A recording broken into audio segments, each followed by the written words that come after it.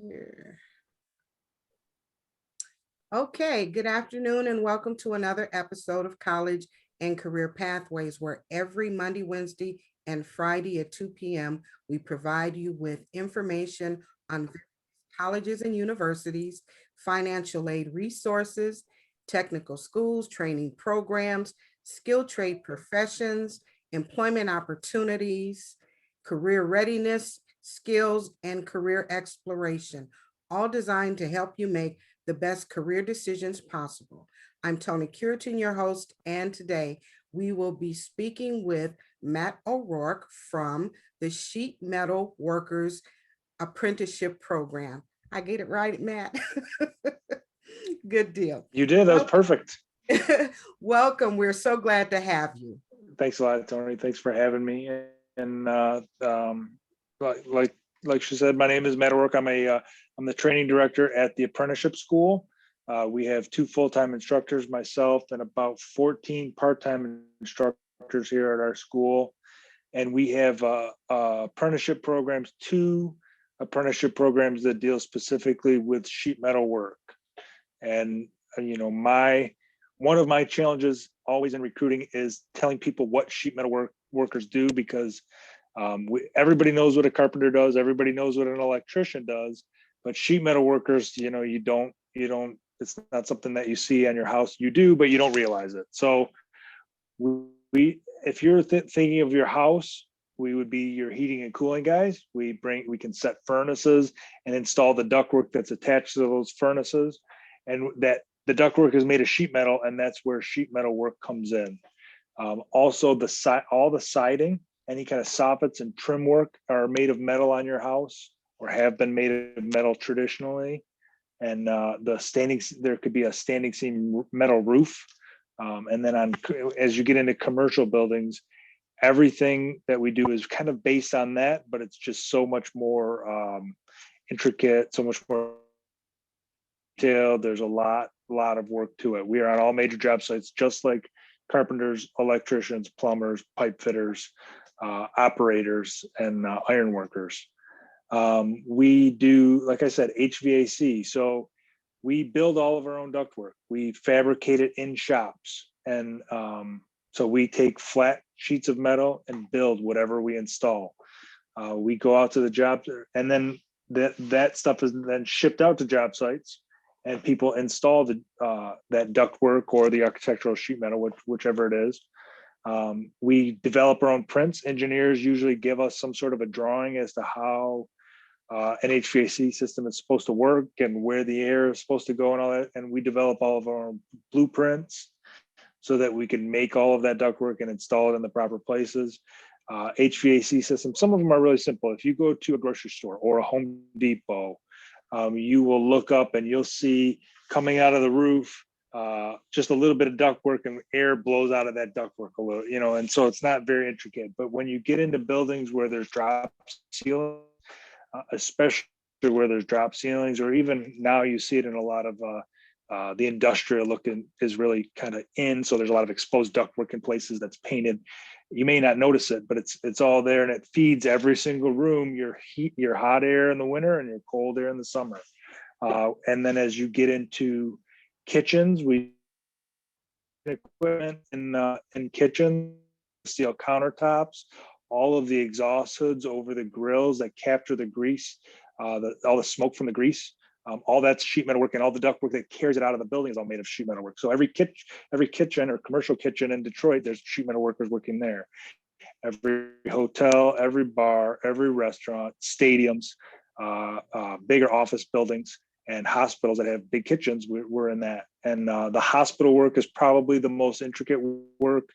Hospitals and laboratories, so college campuses and where there's laboratory work, and hospitals, there's just a ton of airflow requirements, making sure there's enough fresh air, making sure certain rooms are pressurized properly. So the HVAC systems in those buildings are very intricate and very detailed. And so it's developing those blueprints are important. The installation, the proper fabrication is extremely important.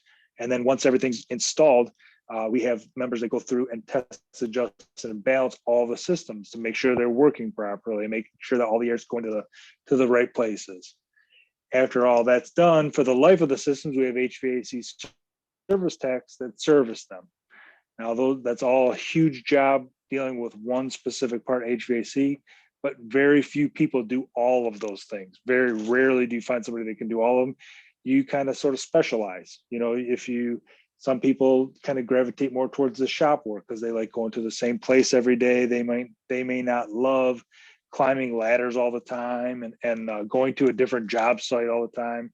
Personally, I love going to different job sites all the time. And I love being able to drive around and bore my kids with the same stories of I built this building and I built that building. And you just, I love it. I've done both. I do like the shop and it was good to do, but being on the job sites, it's so much fun. You get to go to, the newest construction buildings, your Ford Field, Comerica Park, Little Caesars Arena, all the new buildings at Wayne State or U of M, all those places you get to go to, but then you also get to go to the really cool old buildings that are in Detroit, in Ann Arbor, throughout Metro Detroit. You can go into 150, 200-year-old buildings and see, you kind of get an idea of how the mechanical systems were back then and how we have to retrofit everything to get into these, put, 1850s buildings and fit it with 2020, 2021 HVAC systems. It's pretty cool.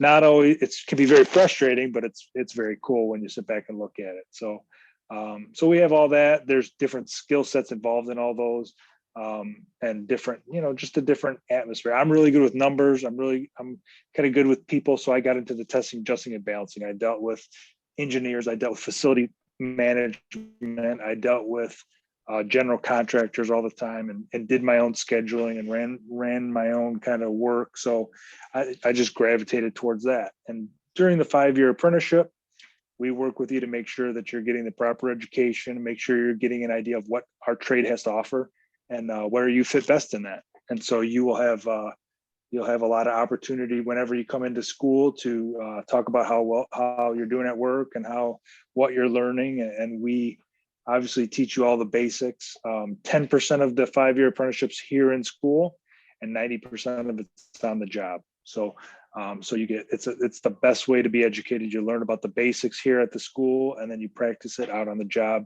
while you're getting paid. And so it's a good way to learn. Architectural sheet metal, it's the metal on the outsides of buildings. Like I said, on a house would be like siding, gutters, standing seam roofs, soffits, stuff like that. And on commercial buildings, it's the metal wall panels on the outside of the buildings. They are very popular and they're very, you don't even realize that they're made of metal because a lot of them are just really thin layers of metal, but sheet metal workers are installing all those. Every commercial building has coping and water systems where water is pushed away from the building, moved away from the building, so water doesn't get into buildings.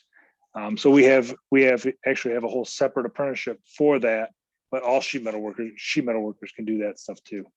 So if you like working outside, if you like working up high and on the outsides of buildings, that might be for you. The way that you get into our apprenticeship program is through an entrance exam. We test every 6 months, and we test in January and July. So the next test would be in July, the 4th week of July. And from that test, we take the top about 40 scores usually, depending on how many people we're going to bring in. And we bring the top 40 scores in for interviews. The last exam, January, we actually brought in 50 and we hired around 30 people, 25 for our apprenticeship program, and 5 of them we had some job openings in our union for some production workers and some architectural sheet metal workers. So we'll probably bring in about 5 more. So it'll end up being about 35 of the top 50 scores were brought in this last term. The entrance exam is basic knowledge. It's the work keys test that a lot of the other trade unions use, and we also have a Bennett mechanical aptitude. And put together, it shows that you have a mechanical aptitude and the ability to learn while you're working. Macomb Community College does our testing, and that's what they recommend is the work keys, to not necessarily know, you don't have to know certain facts at any point, but you have to display the ability to read information and answer information from the stuff you just read. Be able to look at some documents and charts and graphs and answer questions using those charts and graphs. And then basic math is always an important part of construction. So there's a basic math component of it too. I think that's, do you have any questions? You like the direction I'm going, Tony? There's a couple of questions in the chat. The first one is, what is the age requirement for entering into the apprenticeship program? And is there a cost to the exam that you give? Okay, so I'll go over all the requirements. You have to be 18 years old at the time that you would start. So 18 years old at the test isn't required, but you'd have to be 18 by the end of September in order to start this term. You have to have a valid driver's license at the time of application. You can't be working on it. You can't have a restricted license with restrictions that you can't drive work vehicles, or you can only drive your own vehicle, because some of, especially the newer apprentices, end up driving trucks sometimes for the companies and haul material and stuff. So you have to have a valid driver's license. You have to be able to pass a drug test in order to get into our program. That comes after the interview, and once you're accepted, you'll be asked to take a drug test. If you can't pass the drug test, you will not be accepted into the program. And then there is a $40 fee for the test. It covers part of the cost of that test. We do, in certain circumstances, waive that fee if needed, but we ask that people pay it just to put some skin in the game, we like to say. There's really, as it sits right now, about 75% of the people that apply take the test. So this time, I think we had 32 people that signed up, paid $40 and didn't come take the test. So that's the main reason we ask people to pay, because number one, we're on the hook for a certain amount of people, but number two, if there was no fee, I think we'd have 300 people signing up and still only 70 people taking the test. So we ask that you do take a little bit of responsibility in that, and we really look at it as an investment in your future. Honestly, if you do get into the program, it's good pay, good benefits, and really top of the line as far as in the construction industry. You know, all the trades that I mentioned earlier, we're all right around the same amount of money per hour. The carpenters, the electricians, the pipe fitters, plumbers, we're all right around the same amount of money per hour. But that's the top of the line. You're not a non-union construction jobs. You're just not going to make the money long-term that you would with us. So I think I did see a question about paid apprenticeship. Is it a paid apprenticeship? It is. Basically, you could see a job. So like I said, 90% of it is on the job training, 10% of it is in school. The 10% that's in school happen on your school days. So you have scheduled school days that you come into school rather than going to work. The students that are here today are here for 2 weeks, and they're here from 7:30 to 3. And so their contractor will issue them a check just as if they were at work, but they pay for it while they're in school as well. So these guys are making $18.61 an hour, and these apprentices, that plus their $2.05 vacation pay, which is basically an hourly payment, but it's submitted at the end of the month for they call it vacation pay, because we don't get paid sick days, we don't get paid vacations. You only get paid for the time you're on the job. So we negotiated in our wages 11% extra to cover some time if we want to take it off. So they're making just over $20 an hour for being in school. It's a 40-hour work week, and it's a full-time job. You'd be expected to work 40 hours a week.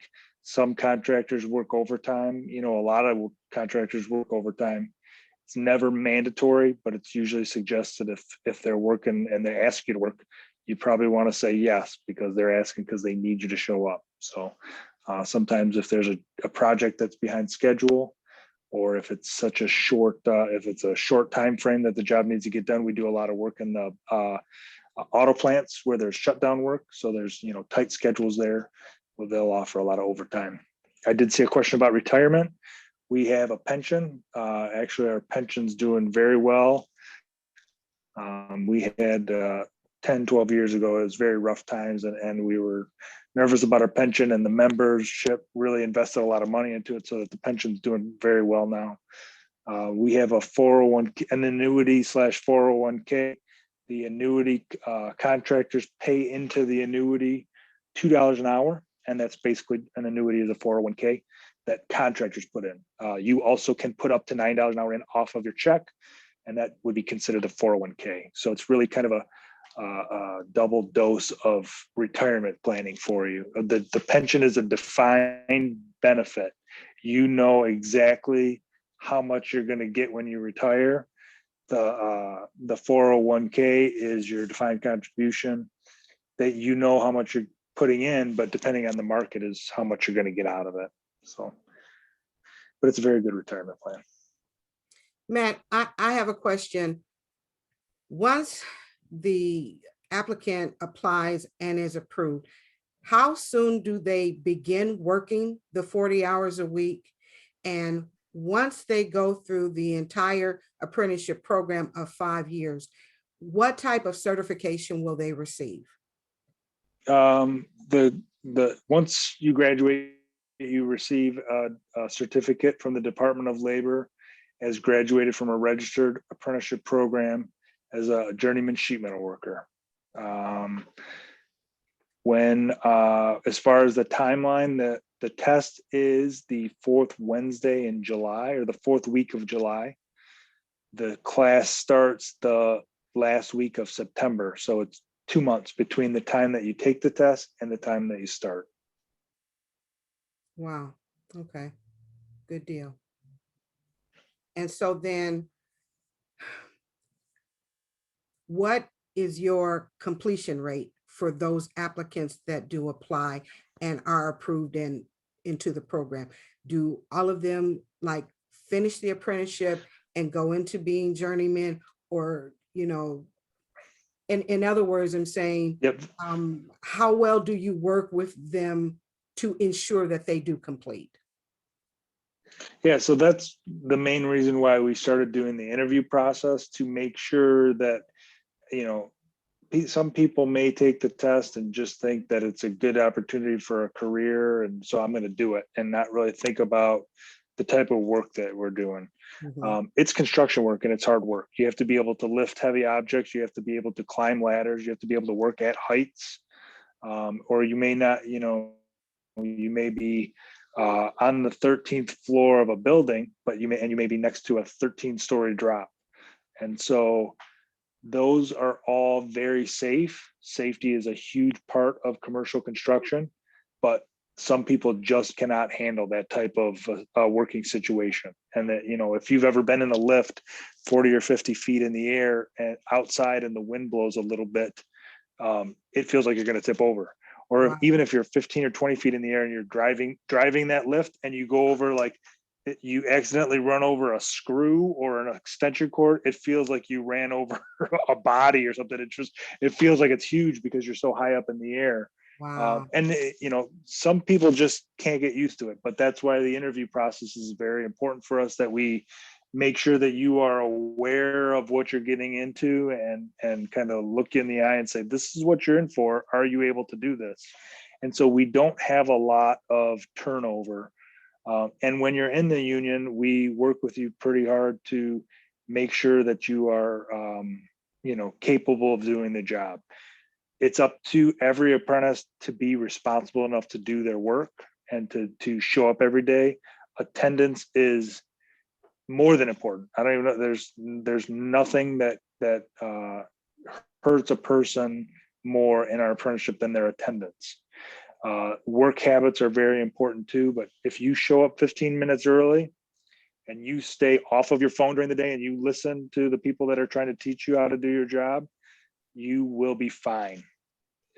You just will be. There's really, that I can think of, there hasn't been anybody that if they're able to do those things, they stay working. They really do. So as long as you're, my son did the same. My son did the same thing. He has his journeyman's license. He absolutely loved it. He didn't Yeah. stay in it because he got laid off, when there was a little slump in work, and he went on to something else. Yeah. But I can't speak highly enough of these type of programs. It's like, Yeah. if you do the work and you show up, you've got a great job with a great future. Yeah. I had another question. I was so busy singing your praises, I forgot to. Oh, I know. When you say sheet metal worker, is that are you guys installing like duct work and any metal Yep. parts of the building? That could even Yes. be the metal parts of the drywall. No, not necessarily. And there's metal studs now that the carpenters put up. There are the steel, like the structural steel in the building is all iron workers. We do the HVAC, and so that's the duct work. And then we also do architectural sheet metal on the outside of the building. So it's the decorative metal wall panels, and they're not all, some are inside, like Little Caesars Arena has a bunch of, they have it. So when you're walking through the arena, it looks like you're walking through kind of city streets or something. So there's a lot of metal wall panels inside that building as well. And there, throughout some of the bigger commercial buildings, there's a lot of metal wall panels inside the hallway, the main corridors of buildings, but mostly that's on the outside. And then kitchen equipment, like I said before, is huge in every commercial building. Pretty much has a good sized kitchen. So Do they just register at Macomb County, Macomb Community College, or what are they registered? no, to you take would the test? actually, you call here to sign up for the test. So you call here to our school.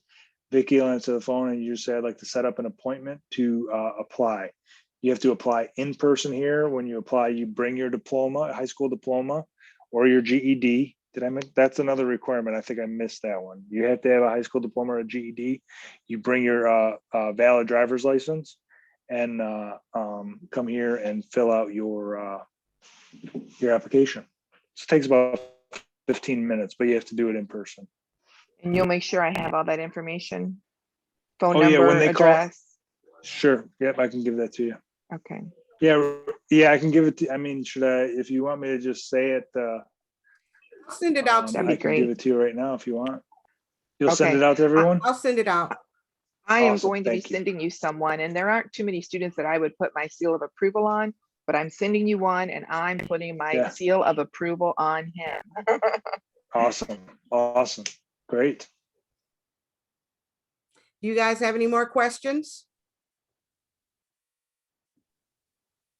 No, nothing here. All right. It's great then. information. Nothing Thank here, you so Tony. It much. was, I enjoyed Thank you. listening Thank to you very this, much. though. It was informative. Good deal. Thank good you. deal. I did want to ask you before we wrap this up, Matt. So to sum everything up, you have to be 18, but there's no limit on how old you can be to apply. No limit at all. Nope. Okay. Your enrollment is twice a year, January and July. So you've got one coming up in July. And Yep. once they sign up, it is a 5-year program. They will be working immediately in the construction business, as well as attending class on a full-time daily basis for a 2-week period every year, or is that 2 week per month? It's the schedule's kind of throughout the 5-year period. It varies, but they'll come here in blocks. So there's 3-week blocks, 2-week blocks, or 1-week blocks. And when you come in, we give you your schedule so that you know ahead of time when you're supposed to be here. But the first year they're here for 14 weeks. The second year and the third year they're here for 5 weeks each. And the fourth and the fifth year they're only here for a week each. Oh, okay. So, but you'll know that way ahead of time, and it's during work hours. So it's the same as if you're going to work. Normal work days are Monday through Friday, and that's when we come to school, Monday through Friday. Okay. Also, I do want to ask, what if, because you have students that they freeze when it's test time, what if they don't do so well on the ACT? Can they retake it and reapply, or is there a limit to how many times they can? Not at all. And so when I started this job a little over 3 years ago, I had looked through all of the old exams and stuff. I didn't realize how many of the really good sheet metal workers that I went to school with took the test 3 and 4 times before they got in. They just didn't score high enough the first couple of times, and they're great sheet metal workers. They just are. And the more that you take the test, the more typically the more you improve. You know, you can't, once you take the test the first time, you kind of know what you need to study. And so hopefully you'll study a little bit more to improve your score. And the gap between, so if we bring in 40 people, the gap between number 40 and number 70 is about 5% on the test. It goes from maybe 80 to 75%. So it's really just 4 or 5, maybe 10 questions at the most that you have to improve in order to get to that top 40 scores. Oh, wow, that's pretty awesome. That's Yeah, Is there and anything we can do as teachers to help prepare a student for the exam? Really just have them study the ACT work keys. We used to have a really good the key train program that Macomb offered. It was a really good study guide. Now we just have a PDF for them to kind of go off, and they have some sample questions, but it's not the same as going online with the key train program and testing yourself, and it would get, you know, based on your answers, it would get harder and harder. We don't have that ability anymore because Macomb stopped paying for the key train program. But it's basic math, workplace documents, reading for information, and the Bennett mechanical aptitude, and any study guides that you could find for those types of tests would be huge. And the mechanical aptitude test is the main one. It's 40% of the total grade as opposed to 20% for each of the other 3. good deal. And all that information can be found on our website too. If you go to our website, it's SMW, like sheet metal worker. So it's smw80training.org. And all this can be found under the apprenticeship tab. Good deal. All right, well, if there aren't any more questions, we will wrap this up. Matt, thank you so much for your time. Really appreciate you. coming out and sharing the information about the Sheet Metal Workers Apprenticeship Program. It's an awesome opportunity. I know this information is going to benefit a lot of our students. And, you know, thank you again, Matt, and thank you guys for joining. And we're going to wrap it up, and I wish you all a great afternoon. Thank you Happy St. again. Patrick's Day. Same to you. Bye-bye. Bye now. Thank you. Thanks a lot. You're welcome. Thank you so much.